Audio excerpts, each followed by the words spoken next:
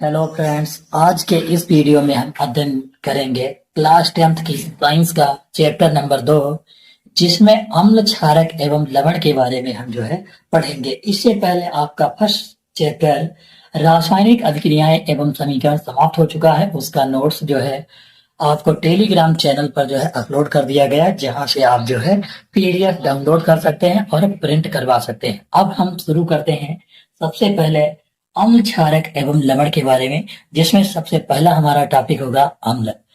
तो अम्ल हम देखते हैं अम्ल क्या होता है, इसके बारे में जानेंगे। सबसे पहले हम अम्ल के बारे में, अम्ल को अंग्रेजी में एसिड कहा जाता है। अम्ल को अंग्रेजी में क्या कहा जाता है? एसिड कहा जाता है। अम्ल क्या होते हैं? सबसे पहले अम्ल क्या होता है? अम्ल जो होते हैं वह स्वाद में खट्टे होते हैं। अम्ल स्वाद में कैसे होते हैं? स्वाद में अम्ल खट्टे होते हैं। पहला पॉइंट है हमारा, अम्ल स्वाद में कैसे होते हैं, इनको हम चख सकते हैं और चखेंगे तो हमें खट्टे लगेंगे, लेकिन सभी अम्लों को हम नहीं चख सकते हैं। दूसरा है, अम्ल नीले लिटमस पेपर को लाल कर देते हैं। अम्ल में अगर जो नीला लिटमस पेपर डाला जाए, नीला लिटमस पेपर, तो अम्ल नीले लिटमस पेपर को क्या कर देगा? लाल कर देगा। इसका शार्ट ट्रिक है। शार्ट ट्रिक से हम याद रखेंगे कि नीले लिटमस को लाल कर देता है अनिल। याद रखेंगे, एक पॉइंट है अनिल, जिसमें आ से क्या हो गया? अम्ल। आ से क्या है? अम्ल। और ना से नीला है, और ला से लाल है। अम्ल क्या करते हैं?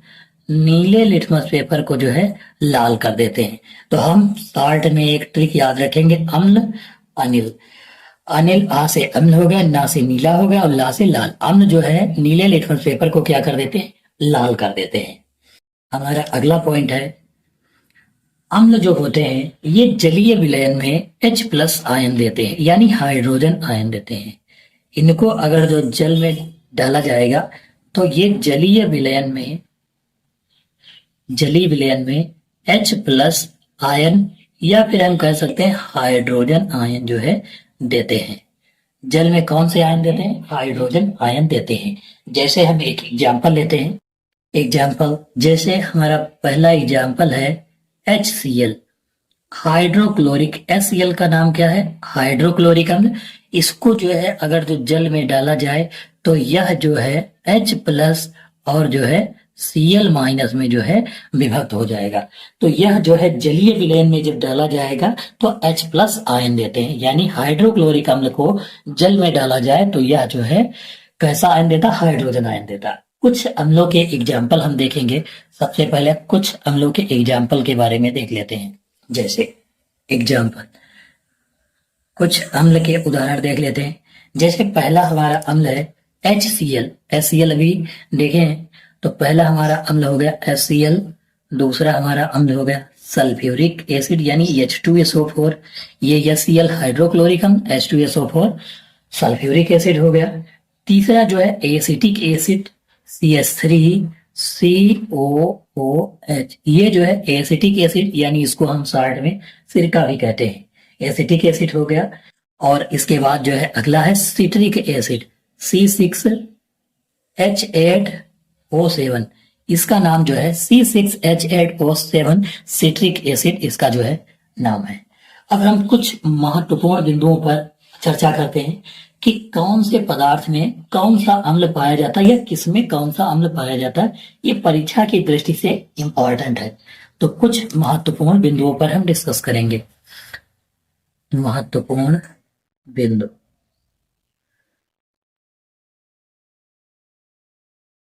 हमारा महत्वपूर्ण बिंदु कौन कौन से हैं? जैसे सबसे पहले हम देखते हैं कि इमली। इमली तो सभी को पता होगा। इमली में कौन सा एसिड पाया जाता है, आप सभी को बताना है। जैसे इमली है, इमली में कौन सा एसिड पाया जाता है? इमली में टार्ट्रिक एसिड पाया जाता है। इमली में कौन सा एसिड पाया जाता है? Tartaric acid.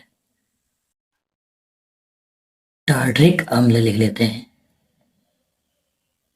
अगला है सिरका। सिरका का तो अभी देख ही चुके हैं, एसिटिक अम्ल पाया जाता है। सिरके में कौन सा अम्ल पाया जाता है? सिरके में एसिटिक एसिड, एसिटिक एसिड यानी एसिटिक अम्ल कह सकते हैं हम। अगला हमारा है बिच्छू, जैसे बिच्छू का डंक हो गया या फिर चींटी हो गया, हम यहाँ पर लिख लेते हैं बिच्छू या फिर चींटी, बिच्छू या फिर चींटी। बिच्छू का डंक हो गया और चींटी जब काटती है तो उसमें कौन सा एसिड होता है? फार्मिक एसिड, फार्मिक अम्ल या फार्मिक एसिड होता है। कभी कभी फार्मिक एसिड का फार्मूला पूछ लेता है तो FCOOH होता है, फार्मिक एसिड का जो है फार्मूला होता है। फार्मिक एसिड का फार्मूला क्या होता है? FCOOH। अगला हमारा है दूध या दही। ये भी क्वेश्चन बहुत पूछा जाता है कि दूध या फिर दही में कौन सा एसिड पाया जाता है, अम्ल कौन सा पाया जाता है? तो लैक्टिक एसिड जो है दूध या फिर हम कह सकते हैं दही में जो है लैक्टिक अम्ल जो है पाया जाता है। अगला हमारा है नींबू, नींबू और जो है टमाटर। टमाटर में अलग है ऑक्जेलिक एसिड पाया जाता है, नींबू हम लिखेंगे। नींबू में जो है कौन सा एसिड पाया जाता है? सिट्रिक एसिड पाया जाता है, सिट्रिक अम्ल। अभी जो हमने सिट्रिक एसिड का फार्मूला देखा था, सिट्रिक अम्ल ये जो है याद रखेंगे C6H8O7, ये जो है सिट्रिक एसिड का फार्मूला है, हम याद रखेंगे। जो महत्वपूर्ण है वही सिर्फ लिखवा रहे हैं। इसके बाद अगला है टमाटर, हम देखेंगे टमाटर में कौन सा अम्ल पाया जाता है? टमाटर में जो है ऑक्जेलिक एसिड पाया जाता है। टमाटर में कौन सा एसिड पाया जाता है? ऑक्जेलिक एसिड यानी ऑक्जेलिक अम्ल जो है कहाँ पाया जाता है? टमाटर में। टमाटर में कौन सा एसिड पाया जाता है? ऑक्जेलिक एसिड जो है टमाटर में पाया जाता है। अब हम कुछ और महत्वपूर्ण बिंदुओं पर चर्चा करेंगे जो बहुत ही महत्वपूर्ण बिंदु हैं। पहला हमारा होगा कि सांद्र अम्ल या फिर कंसंट्रेट किसे कहते हैं? जैसे लिखा होता है कंसंट्रेट H2SO4, तो हम यहाँ पर सांद्र अम्ल भी हो सकता है, क्षार भी हो सकता है। तो हम सांद्र अम्ल लिख ले चाहे क्षार लिख ले, इसको हम साल्ट में जो है CONC लिखते हैं और बिल्कुल लिख लेते हैं। इसका मतलब क्या है? साल्ट में जो है इसको कंसंट्रेट फुल फॉर्म है इसका, यानी सांद्र अम्ल। सांद्र का मतलब क्या होता है? जिसमें अम्ल, अभी सांद्र कहें कि क्षार क्या है तो जिसमें क्षार की मात्रा ज्यादा होगी, अम्ल कहेंगे तो जिसमें अम्ल की मात्रा ज्यादा होगी। तो हम सांद्र अम्ल का मतलब क्या है? जिसमें अम्ल की मात्रा अधिक। अम्ल की मात्रा क्या होगी? अम्ल की मात्रा अधिक, अम्ल की मात्रा अधिक तथा जो है पानी कम हो, तथा पानी क्या हो? पानी की मात्रा कम हो। हम कह सकते हैं ऐसा विलयन जिसमें अम्ल की मात्रा अधिक तथा पानी की मात्रा कम हो उसे हम सांद्र अम्ल कहते हैं, यानी कंसंट्रेट कहते हैं। इसके बाद जो है हम देखेंगे तनु क्या होता है? तनु यानी डाइल्यूट। हम तनु अम्ल को जो है क्या कहते हैं? डाइल्यूट कहते हैं।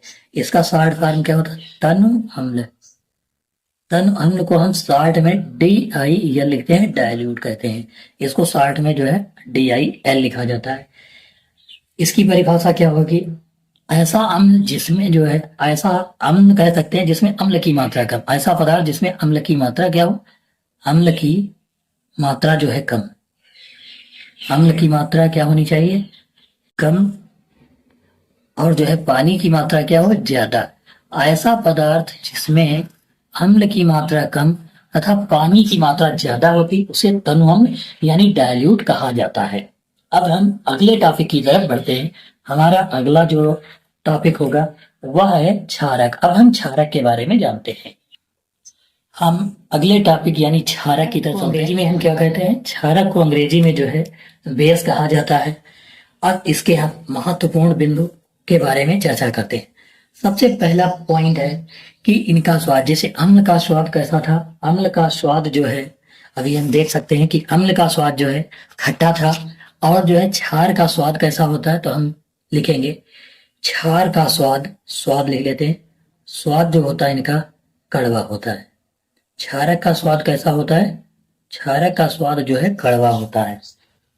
और ये जो है क्या करते हैं? ये लाल लिटमस पेपर को, उसमें क्या था, अनिल यानी अम्ल नीले लिटमस को लाल कर देता था। अब वो उसका उल्टा हो जाएगा कि लाल लिटमस पेपर को नीला कर देगा। क्षारक क्या करेगा, क्षारक जो है लाल लिटमस पेपर को, लाल लिटमस पेपर को, लिटमस पेपर को जो है कैसा कर देगा, नीला कर देगा। इसकी ट्रिक भी हम देखेंगे कि इसका याद करने का तरीका क्या है, छलनी याद रखेंगे। छलनी, वैसे छा से लिखा जाता है छलनी, ऐसे हम इस टाइप से लिख लेंगे छलनी, ठीक, छलनी, ठीक। छा से अब यहाँ पर हम देखेंगे, छा से हमारा क्या हो जाएगा, छा से जो है क्षार हो जाएगा, और ला से क्या होगा, लाल होगा। क्षार जो है लाल लिटमस पेपर को कैसा कर देते हैं, नीला कर देते हैं। क्षार लाल लिटमस पेपर को कैसा कर देते हैं, नीला कर देते हैं। ये है महत्वपूर्ण बिंदु, याद रखेंगे। और ये जो है जलीय विलयन में, अगर जो इनको जलीय विलयन में डाला जाए तो ये जलीय विलयन में OH माइनस आयन देते हैं। जलीय विलयन में OH माइनस आयन, OH यानी हाइड्रोक्साइड आयन कह सकते हैं कि जलीय विलयन में हाइड्रोक्साइड आयन जो है देते हैं। इनका हम एग्जाम्पल देखते हैं। एग्जाम्पल एक कि इनको जलीय विलयन में डाला जाएगा तो ये कैसे अपघटित होंगे।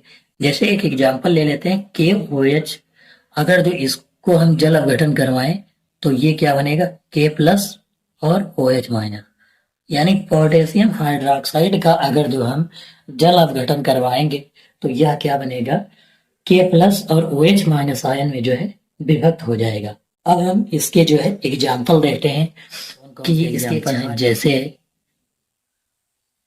कौन कौन से क्षार हैं। एक दो एग्जाम्पल देखेंगे। जैसे पहला तो हमारा KOH हो ही गया है तो KOH लिख लेते हैं, इसका नाम है पोटेशियम हाइड्रोक्साइड। दूसरा सोडियम हाइड्रोक्साइड यानी OH हो गया, ये जलीय विलयन में OH माइनस आयन देते हैं। तीसरा अमोनियम हाइड्रोक्साइड हो गया यानी NH4OH हो गया। ये हमारे जो है 3 एग्जाम्पल हो गए जो क्षारक के। अब हम क्षार के बारे में थोड़ा सा बात कर लेते हैं कि क्षार जल में घुलनशील, जो क्षार होते हैं जल में घुलनशील होते हैं उनको जो है क्षार कहते हैं। जल में घुलनशील क्षारक को यहाँ पर थोड़ा सा नोट पॉइंट लिख लेते हैं। क्षार का मतलब क्या होता है, नोट देखो, जल में घुलनशील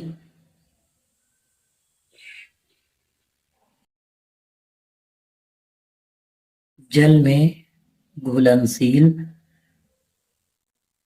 क्षारक को, जो जल में घुलनशील क्षारक होते हैं उनको जो है हम क्या कहते हैं, क्षार कहते हैं। जल में घुलनशील क्षारक को जो है क्या कहा जाता है, क्षार कहा जाता है।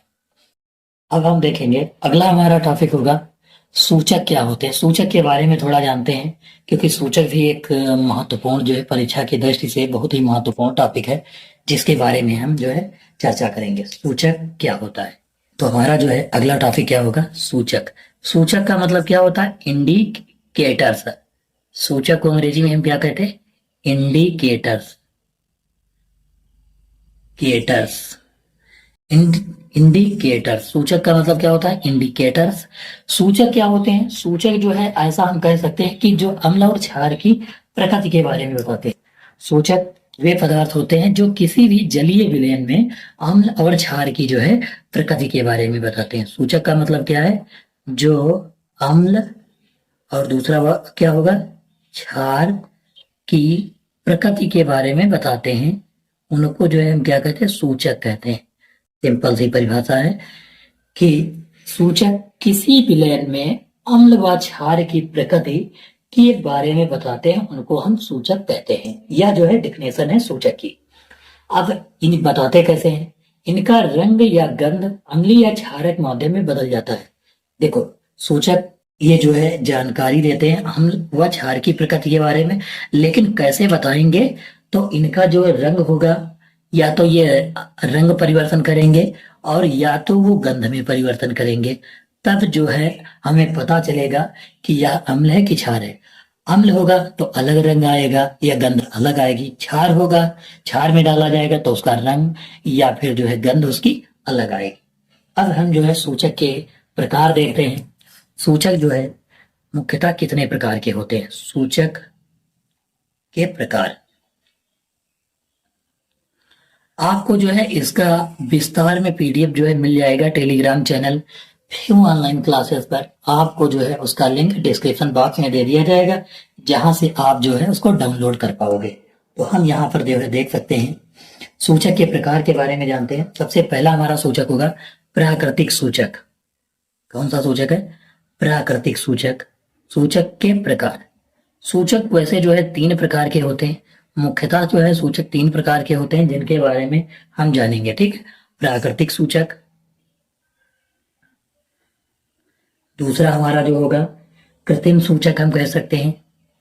इसका जो है दूसरा नाम संश्लेषित सूचक भी कहा जाता है इसी को। कृत्रिम सूचक को जो है हम क्या कहते हैं? संश्लेषित सूचक भी कहते हैं। तीसरा हमारा है गंधीय सूचक। तीसरा हमारा कौन सा सूचक है? गंधीय सूचक है।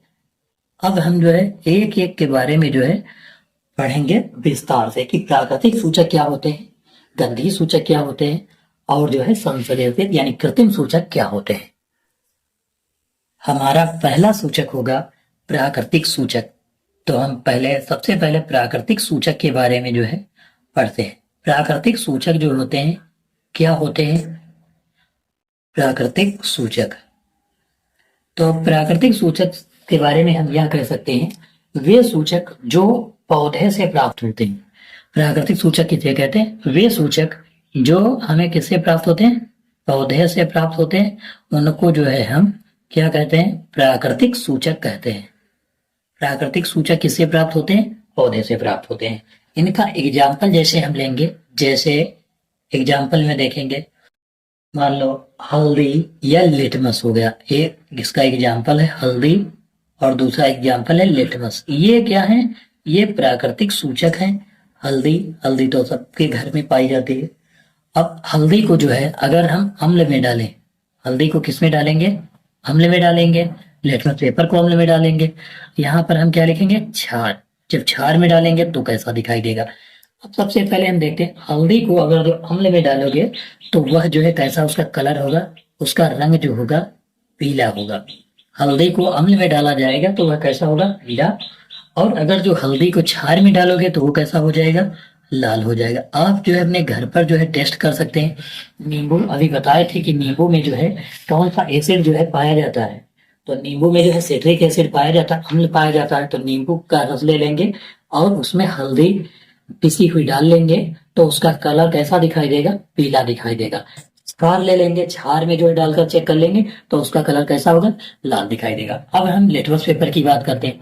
तो लिटमस पेपर को अम्ल में डालोगे तो क्या होगा? शॉर्टकट क्या था? अनिल, यानी नीले को वो क्या करेगा? लाल करेगा। अगर जो लिटमस पेपर को हम लेंगे तो वो जो है क्या करेगा? नीले को क्या करता है? अम्ल में जैसे डालेंगे तो लाल कर देगा।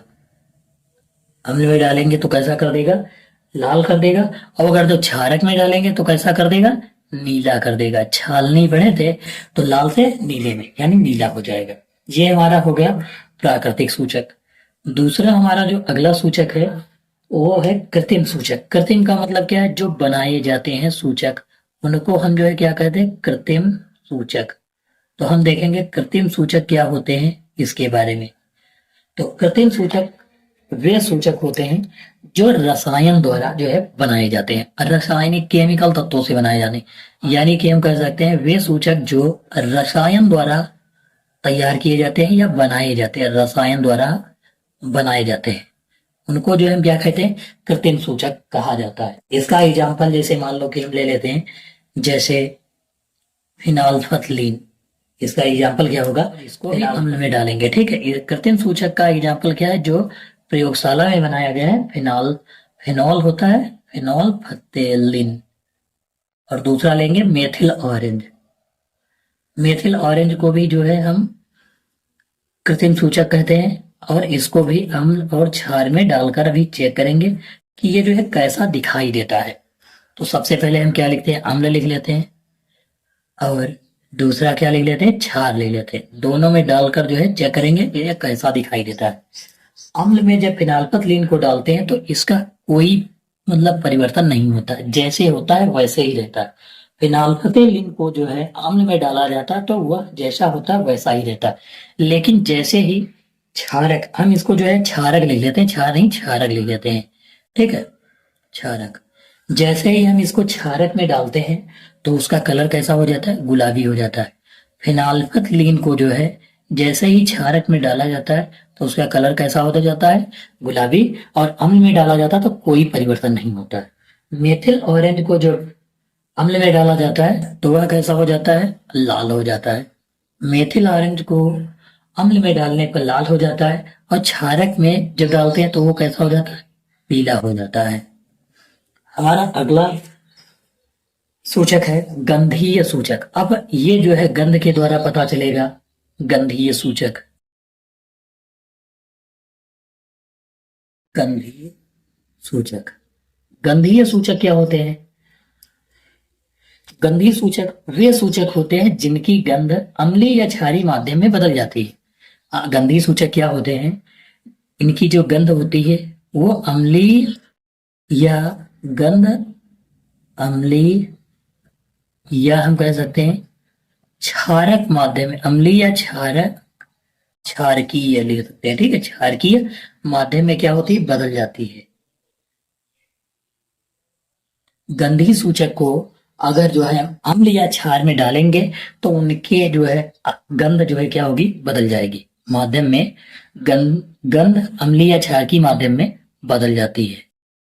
इसकी डिफिनेशन क्या होगी, एक बार फिर से रिपीट कर देते हैं कि जिन सूचक की गंध अम्लीय या क्षार की माध्यम में बदल जाती है उनको गंधीय सूचक कहते हैं। इसका एग्जाम्पल हम देखेंगे। जैसे हमारा एग्जाम्पल अगला होगा, जैसे प्याज, प्याज का रस होता है तो हम प्याज का रस ले लेते हैं। दूसरा जो है लौंग का तेल ले लेते हैं, लौंग जानते हो सब लोग, तेल लौंग का हो गया। इसको जो है पहले अम्ल में डालेंगे और फिर जो है क्षारक में डालेंगे। देखो इसमें क्या परिवर्तन होता है।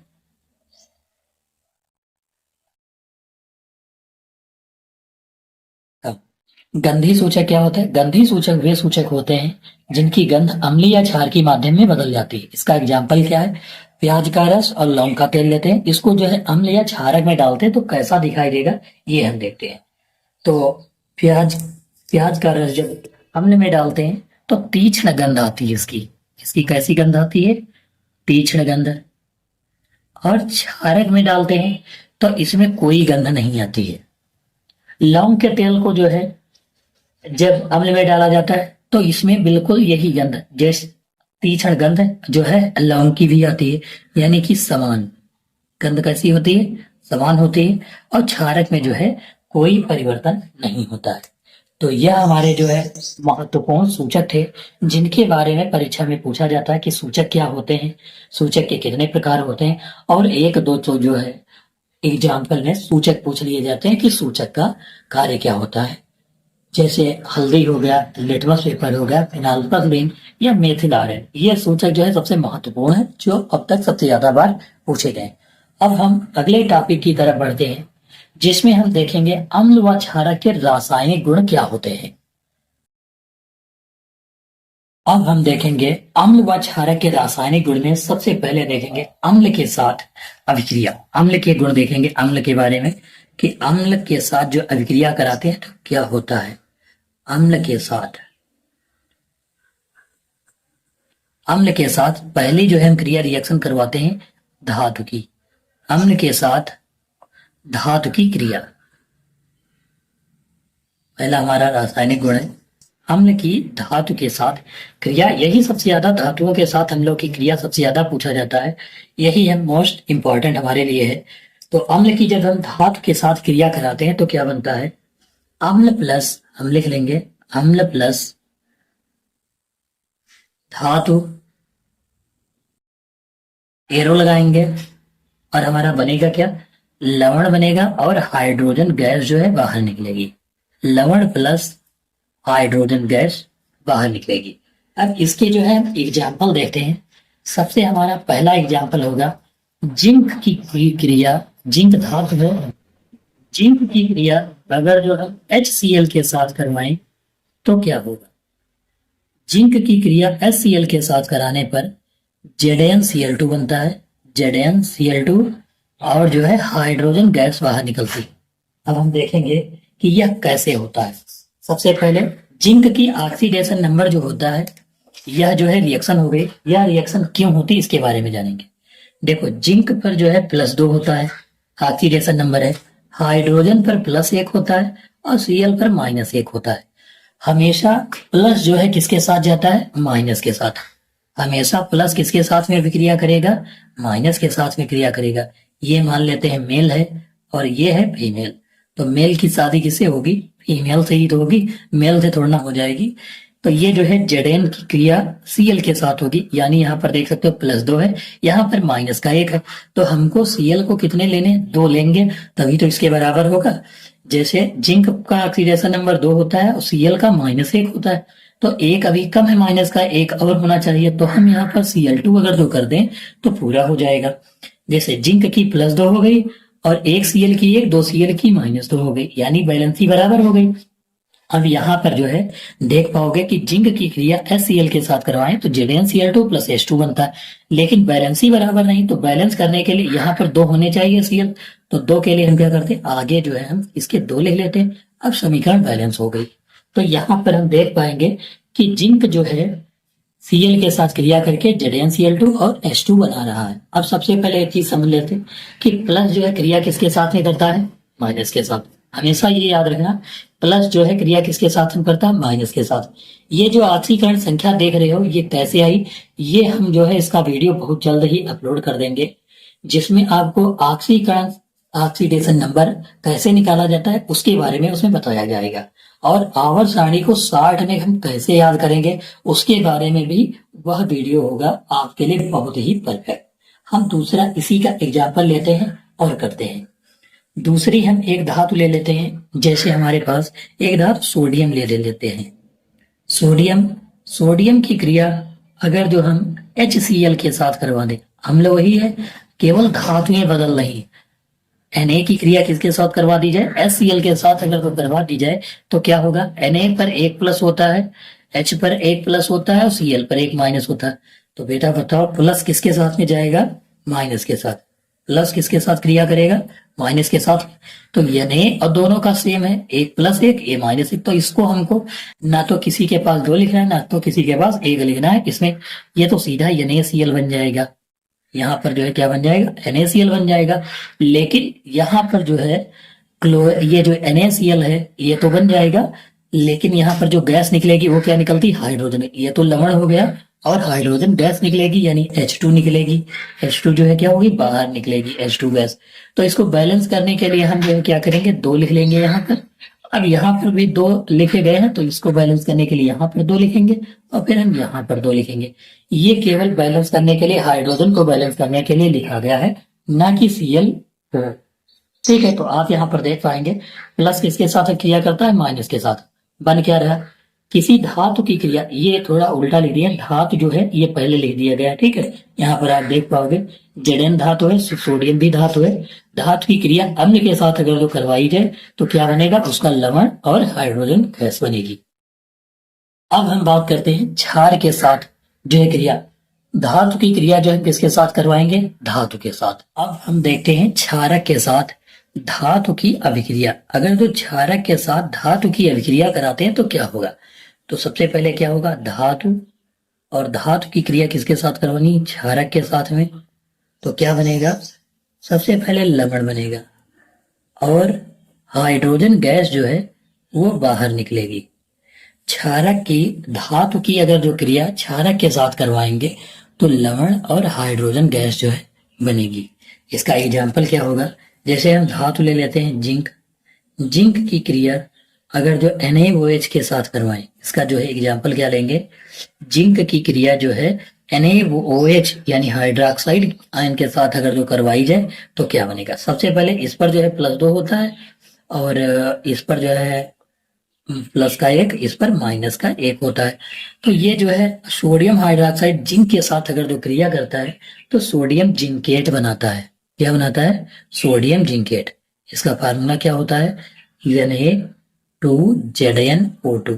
यह जो है सोडियम जिंकेट है जो बनता है, और यहाँ पर हाइड्रोजन गैस जो है बाहर निकलती है। आप देख पाएंगे कि जिंक की क्रिया सोडियम हाइड्रोक्साइड के साथ करवाने पर सोडियम जिंकेट, इसका नाम क्या है, सोडियम जिंकेट, इसको हम जो है सोडियम जिंकेट लिख सकते हैं। ठीक है, अब इसको बैलेंस कर लेंगे तो सोडियम कितने हैं, 2 है, तो हम 2 लिख लेंगे।